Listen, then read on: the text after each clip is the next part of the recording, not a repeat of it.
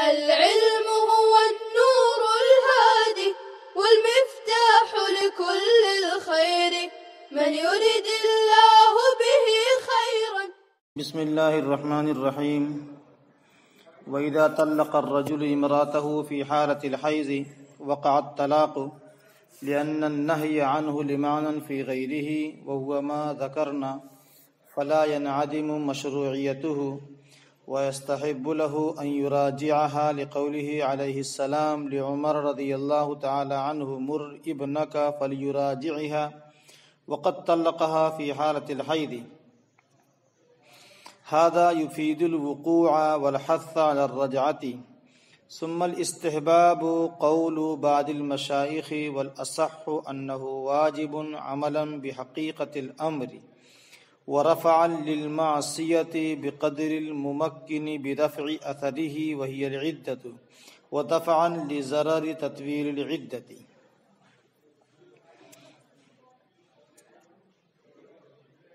حاملہ کے طلاق کا تذکرہ پیچھے ہوا ہے،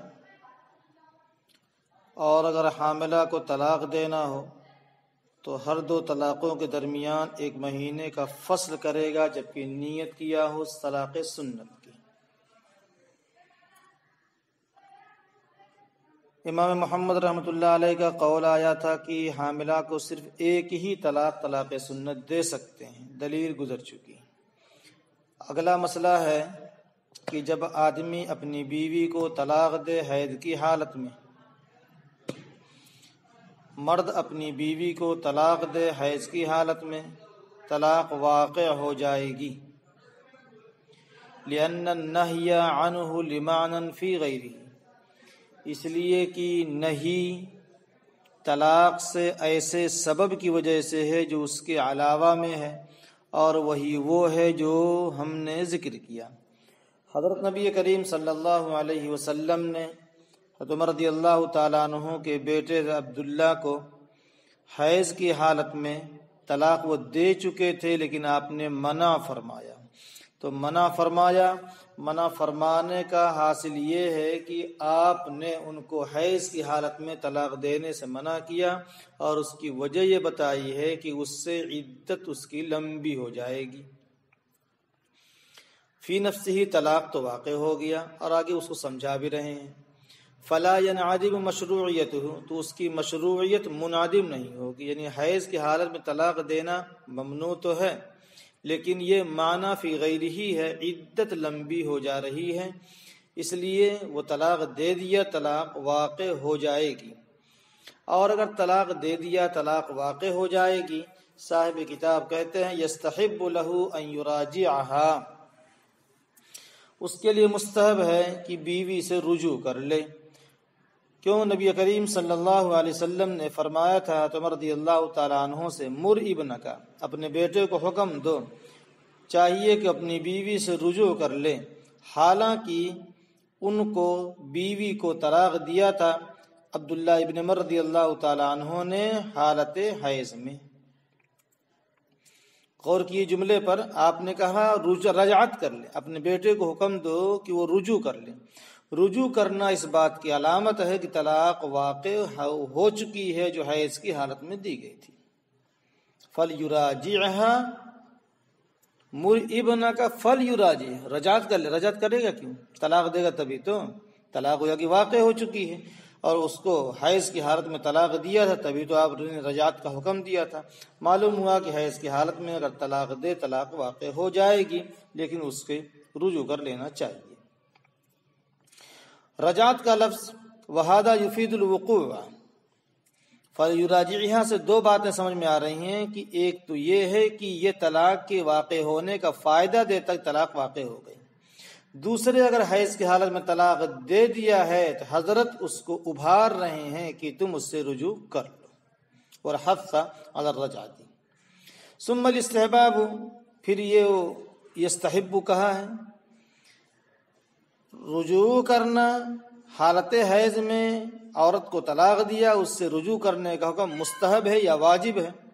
فرماتے ہیں کہ مستحب ہے۔ ثم الاستحباب، پھر استحباب، یہ بات مشائخ کا قول ہے، والاصح انه واجب عملا بحقیقت الامر، اور صحیح بات یہ ہے کہ واجب ہے رجوع کرنا حقیقت امر پر عمل کرتے ہوئے، حقیقت امر پر عمل کرتے ہوئے۔ غور سے دیکھو، عملا بحقیقت الامر، حالت حیض میں طلاق دیا، طلاق واقع ہو گئی، رجوع کرنا متن میں کہا مستحب ہے، لیکن صاحب ہدایہ کہہ رہے صحیح بات یہ ہے کہ حقیقت امر پر عمل کرتے ہوئے رجعت کرنا واجب ہے۔ مر امر وجوب کے لیے آتا ہے مطلقاً۔ تو ایک تو مسئلہ یہ نکلا اس حدیث سے کہ رجعت کرنا واجب ہے، دوسرا یہ ہے کہ رفعا للمعصیۃ بقدر الممکن برفع اثرہ، معصیت کو ختم کرتے ہوئے بقدر طاقت، بقدر استطاعت، برفع اثرہ، اس کے اثر کو ختم کرنے کی وجہ سے، اور وہ عدت ہے۔ دوسری دلیل یہ ہے کہ گناہ کو ختم کرنا، حیض کی حالت میں گناہ طلاق دینا گناہ ہے، اور اس گناہ کو بقدر استطاعت ختم کرنا چاہیے، اور اس کے اثر کو بھی ختم کرنا چاہیے۔ طلاق تو واقع ہو گئی، گناہ ہو گیا، لیکن اس کے اثر ختم کرنے کی یہ بھی گنجائش ہے، اس کا اثر عدت ہوگا۔ لیکن جب عدت رجوع کر لے گا تو عدت ختم ہو جائے گی، اور عدت ختم ہو جائے گی تو طلاق بھی ختم ہو گئی گویا کہ۔ تو ایک طلاق تو دے چکا، تیر کمان سے نکل چکا، لیکن گناہ سے بچنے کے لیے بقدر استطاعت اس پر قادر ہے، اور وہ یہ ہے کہ رجوع کر لے، رجوع کرنے کی وجہ سے جو طلاق کا اثر ہے عدت وہ ختم ہو جائے گا، اس کی وجہ سے طلاق بھی ختم ہو جائے گا۔ تو رجوع کرنا واجب ایک، دوسرے یہ کہ گناہ سے بچنا وہ بھی ہو جائے گا، تیسرے یہ ہے کہ عورت سے تطویل عدت کے ضرر کو ختم کرنا، دفعا لضرر تطویل العدت، عدت کے لمبے ہونے کے نقصان کے لیے کو دفع کرتے ہوئے۔ اگر حیض کی حالت میں طلاق دیا ہے اور اسی پر رہ جائے گا تو عورت کی عدت لمبی ہو جائے، اس کو مشقت جھیلنی پڑے گی، آپ کو خرچہ جھیلنا پڑے گا۔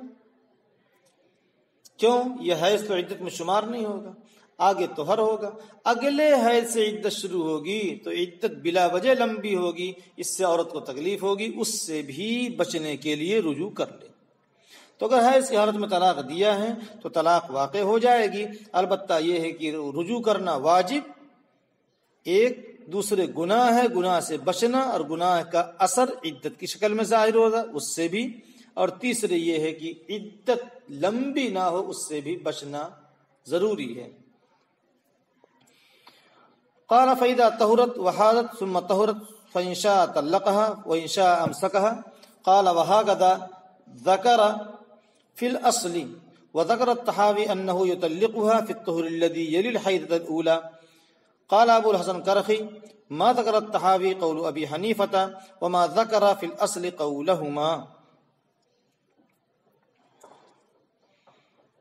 عورت کو حالت حیض میں طلاق دے دیا تھا، پیچھے آ رجوع کر لو، فرماتے جب پاک ہو جائے، فیدا طہورت، پس جب پاک ہو جائے، وحاضت اور حیض آ جائے، ثم طہورت پھر پاک ہو جائے، فإن شاء طلقها اگر چاہے اس کو طلاق دے دے، وإن شاء امسکها اور اگر چاہے اس کو بیوی بنا کر رکھ لے۔ ایک طلاق تو دے چکا ہے، اب دو ہی طلاق کا مالک ہے۔ متن میں کہہ رہے ہیں کہ اگر حالت حیض میں بیوی کو طلاق دیا ہے تو رجوع کر لیا، اب کب طلاق دے؟ فرماتے یہ حیض ختم ہو، اس کے بعد پھر طہر آئے، طہر کے بعد پھر حیض آئے، اور اس حیض کے بعد جو طہر آئے گا اس میں اگر طلاق دینا ہو طلاق دے دے، اور نہیں تو بیوی بنا کر رکھنا ہے تو بیوی بنا کر رکھ لے۔ اسی کو فرمایا ہے طہورت، حیض کے بعد طہورت، وحاضت پھر حیض آیا، ثم طہورت پھر پاک ہوئی ہے، اگر چاہے اس کو طلاق دے دے اور اگر چاہے اس کو روک لے۔ مصنف فرماتے ہیں امام محمد رحمۃ اللہ علیہ نے مبسوط میں اسی طرح سے ذکر کیا، وہاکذا ذکر فی الاصل، امام محمد رحمۃ اللہ علیہ نے مبسوط میں یہی ذکر کیا ہے کہ جس حیض میں طلاق دیا اس کے بعد جو طہر آ رہا اس میں طلاق نہ دے بلکہ اگلے طہر میں طلاق دے. اور امام طحاوی رحمۃ اللہ علیہ نے ذکر کیا ہے انہ یطلقها فی الطہر الذی یلی الحیضۃ کی طلاق دے اس طہر میں جو پہلے حیض سے متصل ہے. ابھی حیض سے پاک ہوئی، حیض سے طلاق دیا تھا، رجعت کر لیا، پاک ہو جائے، اگلا طہر آئے طلاق دے دے. یہ امام طحاوی رحمۃ اللہ علیہ نے ذکر کیا ہے. امام ابو الحسن کرخی رحمۃ اللہ علیہ فرماتے ہیں ما ذکر الطحاوی، جس مسئلے کو امام طحاوی نے ذکر کیا ہے یہ امام محمد ابو حنیفہ رحمۃ اللہ علیہ کا قول ہے، اور جو اصل میں ذکر کیا ہے امام محمد رحمۃ اللہ علیہ نے وہ صاحبین کا قول ہے. وما ذکر فی الاصل قولہما. اس حیض کے بعد جو طہر آئے اس میں طلاق دینا امام محمد رحمۃ اللہ علیہ کا قول ہے، اور اگلے طہر میں طلاق دینا امام صاحبین کا قول ہے. ووجہ المذکور فی الاصل، امام محمد رحمۃ اللہ علیہ نے جو اصل میں ذکر کیا ہے، مبسوط میں جو ذکر کیا ہے کہ اگلے حیض میں اگلے طہر میں طلاق دے، اس کی وجہ کیا ہے؟ عبارت دیکھیے. ووجہ المذکور فی الاصل ان السنۃ ان یفصل بین کل طلاقین بحیضۃ والفاصل ها هنا بعد الحیضۃ فتکمل بالثانیۃ ولا تتجزا فتتکامل واذا تکاملت الحیضۃ الثانیۃ فالطہر الذی یلیہ زمان السنۃ فامکن تطلیقها علی وجہ السنۃ. یہ جو پہلے حیض کے بعد طہر آیا وہاں طلاق نہیں دینا، پھر حیض آیا اگلا طہر آیا وہاں طلاق دیا. امام محمد رحمۃ اللہ علیہ نے بسوط میں ذکر کیا، صاحبین کا یہی مسلک نقل کیا. دلیل دیکھیے. ان سنت، سنت یہ ہے کہ دو طلاقوں کے درمیان فصل کرے ایک مکمل حیض سے. والفاصل ها هنا، اور فاصل یہاں بعض حیض ہیں. فتکمل بالثانیۃ، پس دوسرے کے ذریعے سے مکمل ہوگا اور حیض کی تجزی نہیں ہوتی ہے. فتتکامل، پس مکمل ہوگا. واذا تکاملت الحیضۃ الثانیۃ، اور جب دوسرا حیض مکمل ہو جائے پس وہ طہر جو اس سے متصل ہے زمان السنت، اس سنت کا زمانہ ہے، پس ممکن ہے اس کو طلاق دینا سنت طریقے پر. سمجھو. امام صاحبین رحمہ اللہ نے تذکرہ ذکر کیا کہ طلاق سنت یہ ہے کہ دو طلاقوں کے درمیان مکمل حیض ہو. اگر اس حیض کے بعد اگلے طہر میں طلاق دینا مانتے ہیں تو بعض حیض گزرا، مکمل حیض نہیں گزرا، اس لیے اس کا شمار نہ کر کے اگلے حیض کو ہم لیں گے اور اگلا حیض مکمل ہوگا، پھر اس کے بعد جو طہر آئے گا اس میں طلاق دیا جائے گا اور وہ سنت کے مطابق طلاق دینا ممکن ہوگا. امام ابو حنیفہ رحمۃ اللہ علیہ کی طرف جو قول منسوب کیا گیا ہے اور دوسرے قول کی وجہ ان اثر الطلاق قد انعدم بالمراجعۃ، طلاق کا اثر رجعت سے ختم ہو چکا ہے. فسارا، پس ہو گیا گویا کہ طلاق ہی نہیں دیا حالت حیض میں، پس مسنون ہوگا اس کو طلاق دینا اس طہر میں جو اس سے متصل ہے. فرماتے ہیں جس حیض میں طلاق دیا تھا رجوع کر لیا، کوئی طلاق دیا ہی نہیں ہے. جب طلاق دیا ہی نہیں ہے تو اگلا طہر جو آئے گا وہ طہر ہوگا جس میں جمع نہیں کیا ہے، لہذا اس طہر میں طلاق سنت دے سکتا ہے، کیونکہ گویا کہ پہلے طلاق ہی نہیں دیا. اب ایسا طہر آ گیا ہے جو مکمل حیض کے بعد ہے اور اس میں جمع بھی نہیں ہے، لہذا مسنون ہوگا اس کو طلاق دینا اس طہر میں جو اس سے متصل ہے. اگلا مسئلہ ہے ومن قال لامرأته، اور جس نے اپنی بیوی سے کہا، پہلے عبارت دیکھیے، ومن قال لامرأته وهي من ذوات الحيض وقد دخل بها انت طالق ثلاثا للسنة ولا نية له فهي طالق عند كل طهر تطليقة لأن اللام فيه للوقت ووقت السنة طهر لا جماع فيه. ترجمہ، اور وہ شخص جس نے اپنی بیوی سے کہا اس حال میں کہ وہ حیض والی ہے اور اس سے دخول بھی کر چکا ہے. کیا کہا؟ انت طالق ثلاثا للسنتی، تم کو 3 طلاق ہے سنت کے اعتبار سے. ولا نیت لہ، اور اس کی کوئی نیت نہیں تھی، ابھی ہو بعد میں ہو، صرف کا سنت طریقے سے، تو اس کو طلاق ہوگا ہر طہر کے وقت 1 طلاق. جب بھی کہا جیسے طہر شروع ہوگا، حیض کی حالت میں ہو، طہر کی حالت میں ہو، سنت طریقے، جب بھی اگلا طہر شروع ہوگا 1 طلاق پڑ جائے گی، دوسرا طہر دوسری طلاق، تیسرا طہر تیسری طلاق. طالق ثلاث. کیوں؟ لأن اللام، سنت میں جو لام ہے وہ لام وقت، لأن اللام فیہ للوقت، اس لیے کہ لام اس میں وقت کے لیے ہے، یعنی وقت السنت. للسنتی ہے وقت السنت، اور سنت کا وقت طہر ہے لا جماع فیہ، جس میں ایسا طہر جس میں جمع نہ کیا ہو، لہذا جب بھی طہر آئے گا اس میں طلاق پڑ جائے گی. 3 طہر میں 3 طلاق پڑ جائے گی. وَإِنْ نَوَىٰ أَن تَقَعَ الثَّلَاثُ السَّاعَةَ أَوْ عِنْدَ رَأْسِ كُلِّ شَهْرٍ وَاحِدَةٌ فَهُوَ عَلَىٰ مَا نَوَىٰ سَوَاءٌ كَانَتْ فِي حَالَةِ الْحَيْضِ أَوْ فِي حَالَةِ الطُّهْرِ.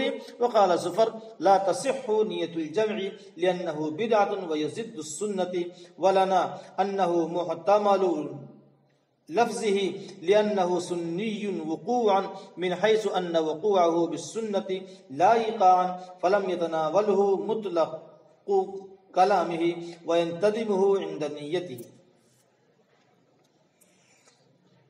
شوہر نے بیوی سے کہا تم کو 3 طلاق ہے سنت کے مطابق، کچھ نیت نہیں کیا تو ہر طہر میں 1 طلاق پڑے گی. لام وقت کا مانا گیا للسنت اے وقت السنت، اور سنت کا وقت طہر ہے، اور ایسا بھی طہر جس میں جمع نہ ہو.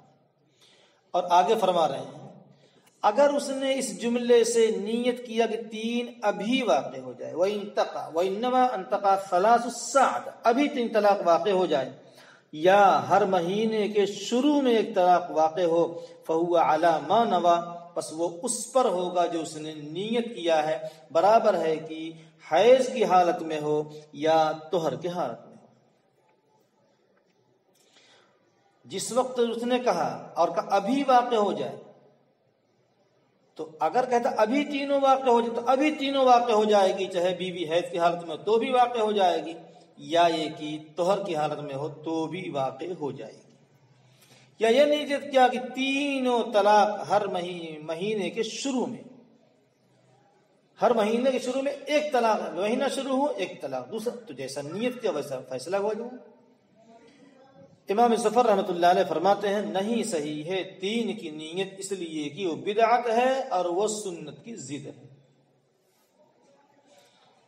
سنت کا لفظ استعمال کیا نا، جب سنت کا لفظ استعمال کیا ہے اور فوراً کہنا چاہتا ہے تو ایک جملے میں ایک ساتھ 3 طلاق واقع کرنا بدعت ہے، اور کہا سنت ہے تو سنت ہی ہوگا، بدعت نہیں. لہذا بدعتی طلاق واقع نہیں، سنت کا سنت طلاق واقع ہوگا. سنت طلاق یہی ہے کہ ہر طہر میں 1 طلاق واقع ہوگا. ولنا، اور ہماری دلیل یہ ہے کہ انہ محتمل لفظہ، کہ بلا شبہ اس کا لفظ احتمال رکھنے والا ہے. انہ محتمل لفظہ، اس کا لفظ احتمال رکھنے والا ہے،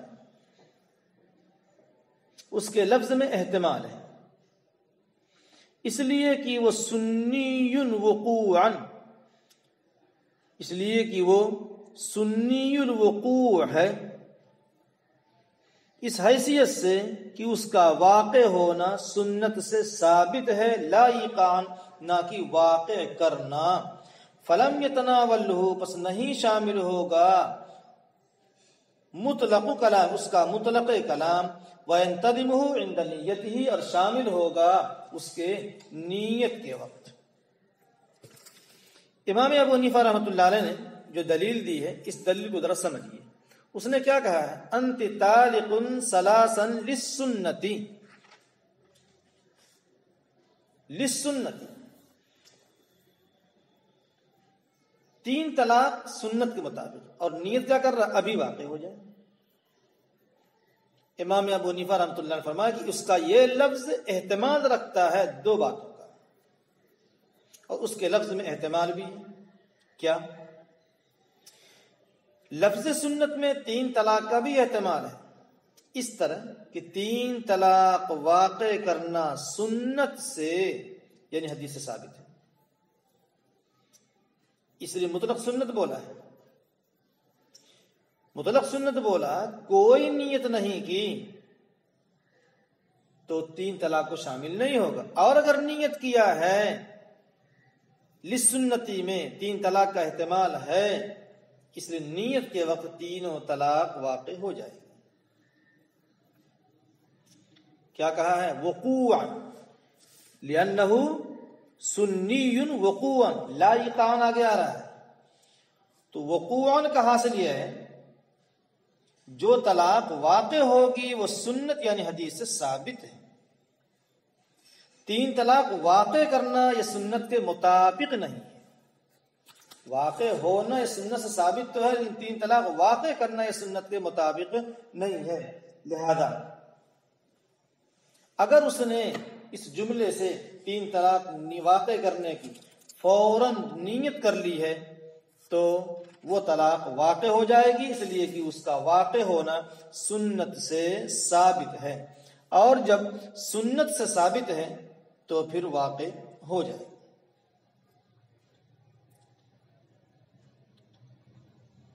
نیت کرے گا تو الفاظ چونکہ احتمال ہے نا، جب احتمال ہے تو نیت کرے گا تو وہ جملہ وہ 3 طلاق کو شامل ہوگا، اور اگر نیت نہیں کرے گا تو وہ جملہ 3 طلاق کو شامل نہیں ہوگا۔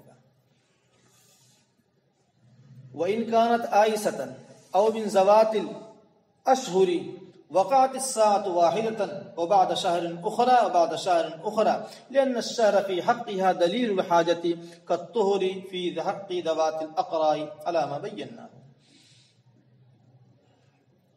یہی جملہ کہا اپنی ایسی بیوی سے جو عائشہ خالہ تھی، حیض نہیں آتا تھا، اور اگر عائشہ ہو یا مہینوں والی ہو حیض ہی نہیں آتا، ایک طلاق فوراً واقع ہو جائے گی اور دوسرے مہینے کے بعد، اور 1 مہینے کے بعد دوسری، اور 1 مہینے کے بعد پھر دوسری۔ لأن الشهر في حقها، اس لیے کہ مہینہ ان کے حق میں دلیل الحاجت، دلیل حاجت ہے، جیسا کہ طہر حیض والوں کے حق، حیض والیوں کے حق میں علامہ بینا، اس بنا پر جو ہم نے بیان کیا۔ دلیل حاجت پیچھے بار بار آ چکا ہے کہ ہر مہینہ فطرت سلیمہ وطی کرنے کو چاہتی ہے، کروانے کو چاہتی ہے۔ اب تجدد رغبت ہے، وطی کرنے کو چاہ رہا، پھر بھی طلاق دینے پر اقدام ہے، یہ دلیل حاجت ہے، اور ہر مہینہ دلیل حاجت مقرر ہوتی ہے۔ تو اگر یہ بات عائشہ سے کہا ہے تو فوراً ایک طلاق واقع ہوگی، جس دن طلاق دیا ہے اس کے بعد پھر جو اس دوسری تاریخ آئے گی پھر ایک طلاق واقع ہوگی، اگلی تاریخ آئے گی پھر طلاق واقع ہوگی۔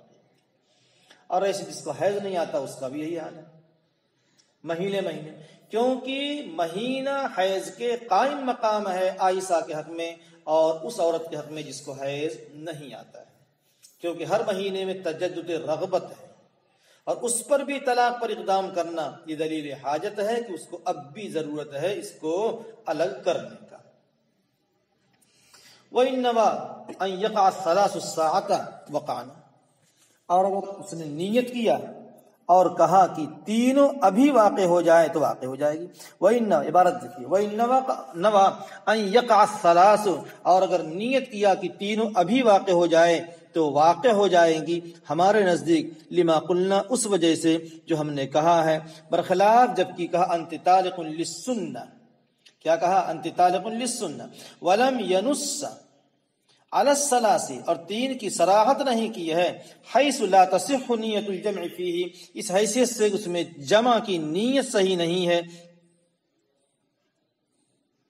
اس لیے کہ 3 کی نیت انما صحت فیہ من حیث ان اللام فیہ الوقت، صحیح ہے اس میں اس حیثیت سے کہ لام وقت کے لیے ہے، فیفید تعمیم الوقت، تو فائدہ دے گا وقت کی عمومیت کا، ومن ضرورتہ تعمیم الواقع فیہ، اور اس کی ضرورت میں سے ہے اس چیز کا واقع عام ہونا جو اس میں واقع ہو رہی ہے، فَإِذَا نَوَى الْجَمْعَ، پس جب اس نے جمع کی نیت کیا بطل تعمیم الوقت کی وقت کی تعمیم باطل ہو جائے گی. فلا تصح نیت الثلاث پس نیت تین کی نیت صحیح نہیں ہوگی. کیا نیت کیا؟ 3 طلاق ابھی واقع ہوا. 3 کا لفظ استعمال نہیں کیا، غور سے سننا. ثلاث کا لفظ استعمال نہیں کیا. انت طالق للسنہ، انت طالق سنہ، انت طالق للسنہ کہا ہے کہ تم کو 3 طلاق واقع ہو سنت کے مطابق، تو ایسی صورت میں 3 کی نیت صحیح نہیں ہوگی. وَإِن نَقَى وَإِن نَوَى أَن يَقَعَ الثَّلَاثُ السَّاعَةَ وَقَعْنَ عِندَنَا لِمَا قُلْنَا. دیکھو ثلاث کا لفظ بولے یا نہیں بولے، اگر کہتا ہے انت طالق ثلاثا للسنہ اور کہتا فوراً تینوں واقع ہو جائے تو واقع ہو جائے گی، اس لیے کہ اس میں احتمال ہے. پیچھے بیان کر چکے ہیں کہ یہ 3 کا واقع ہونا سنت یعنی حدیث سے ثابت ہے. واقع ہونا سنت کے مطابق، واقع کرنا ابھی یہ سنت کے مطابق نہیں ہے، لیکن سنت سے ثابت ہے. اگر کوئی 3 طلاق دے دیتا ہے حدیث سے ثابت ہے کہ وہ طلاق واقع ہو جاتی ہے.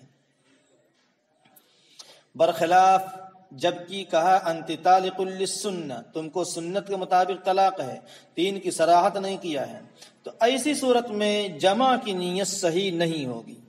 صاحب ہدایہ اس میں ایک منطقی انداز میں اس دلیل کو سمجھا رہے ہیں. انت طالق للسنہ میں اگر 3 کہا ہے تو 3 واقع نہیں ہوگا. سنیے، للسنہ میں لام وقت کے لیے ہے، اور وقت عمومیت کا فائدہ، تعمیم کا فائدہ دیتا ہے. تعمیم کا حاصل یہ ہے کہ سنت کے مطابق وقت ہوگا. وہ 3 طہر ہے، 1 2 3، ایک طہر، دوسرا طہر، تیسرا طہر. لیکن جب وقت میں عموم ہے تو ضروری ہے جو چیز اس میں واقع ہو رہی ہے وہ بھی عام ہو، اس میں بھی عموم پایا جاتا ہے. جب اس نے انت طالق للسنہ سے 3 کا ارادہ کیا تو جو چیز واقع ہو رہی تھی اس میں عمومیت نہیں ہے، تو پھر وقت میں بھی عمومیت نہیں رہے گی، لہذا ایک ہی طلاق واقع ہوگی. ہر طہر میں ایک طلاق واقع ہوگی. بات سمجھنا. اگر ثلاث کی تصریح نہیں کی تو پھر ایسی صورت میں 3 کی نیت کرنے سے 3 واقع نہیں ہوگی، کیونکہ للسنہ میں لام وقت کے لیے یہ عموم پر دلالت کرتا، وہ 3 طہر ہونا چاہیے. اب اگلا مسئلہ، اس میں جو واقع ہونے والی چیز ہے وہ بھی عام ہو، اور وہ عام نہیں ہے اس لیے کہ لفظ میں صراحت نہیں ہے. جب 3 کی نیت باطل ہو گئی تو للسنہ میں جو لفظ عمومیت پر دلالت کرتا تھا وہ بھی باطل ہو گیا. اسی کو صاحب ہدایت سمجھا رہے ہیں. 3 کی نیت صحیح ہے اس میں اس حیثیت سے کہ لام اس میں وقت کے لیے ہے، پس وہ وقت کی عمومیت کا فائدہ دے گا، اور اس کی ضرورت میں سے بھی ہے، اور اس کی ضرورت میں سے یعنی وقت میں عموم ہے، اور اس کی ضرورت میں سے ہے کہ جو چیز واقع ہو رہی وہ بھی عام ہو. من ضرورت ہی، اور اس کی ضرورت میں سے اس چیز کا بھی عام ہونا جس میں واقع ہو رہی ہے. فَإِذَا نَوَى الْجَمْعَ، جب اس نے جمع یعنی 3 کی نیت کر لیا ہے، وقت کی تعمیم باطل ہو گئی. فَلَا تَصِحُّ نِيَّةُ الثَّلَاثِ. السلام عليكم. لا تنسوا الاعجاب بالفيديو والاشتراك في القناة تشجيعا لنا لنستمر بنشر المزيد إن شاء الله.